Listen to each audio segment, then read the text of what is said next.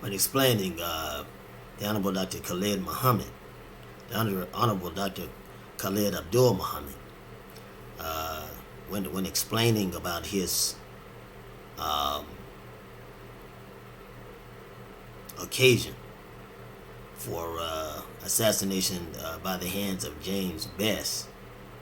I want you to understand something, because I'm using terminology and vernacular that I realize is not very familiar with brothers and sisters that are not using it on a basic day-to-day conversation, or using it in a basic day-to-day conversation. When I speak of the assassination attempt at the hands of James Bess, or the assassination attempt of Dr. Khalid Abdul Muhammad at the hands of James Bess, and I say that he wasn't touched, it doesn't mean that he wasn't shot, because he was. But when I say touch, or when a Muslim says touch, we mean by the finger of death, or by the hand of death, so that he wasn't touched. That didn't mean that he wasn't shot. And I've got this question, so I'm answering it, because I've gotten a lot of questions on it. Not from Muslims, I've got it from basic people who know nothing of the language, who's not familiar with the vernacular that we use. So when I say that he hadn't been touched, it doesn't mean that he wasn't shot, because he was shot, and the media publicized that. As a matter of fact, he stayed in the hospital a good while. Stayed in the hospital. He was there, and then he was out. So when I say that he had not been touched, not that he wasn't shot, he hadn't been touched. In other words, he was alive and well. He was still with us. He was alive and as well as he could be after being shot. So he had not been touched by the finger of death, or touched with the finger of death, but that he was alive.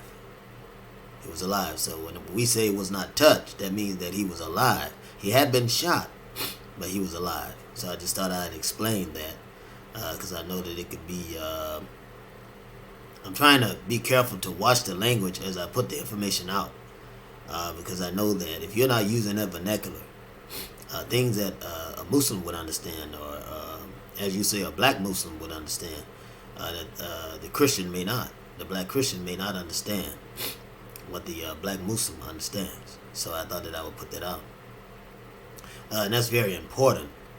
I want to have accurate information out. It's very, very, very important, because that was the first assassination attempt that we know of.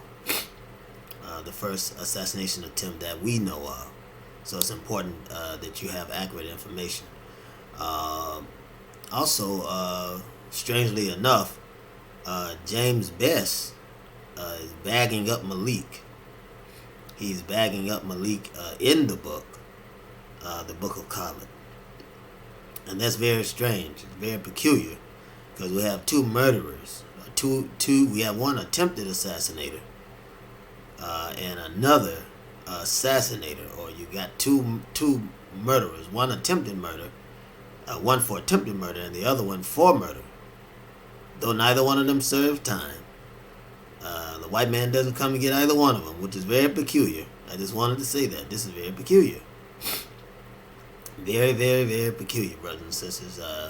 And so now James Bess, he calls himself Minister James Bess. So I'm going to just call him James Bess. I won't even call him brother, because brother don't do things like that. We talked about that earlier, that brothers don't do things like that. But James Bess is bagging Malik up.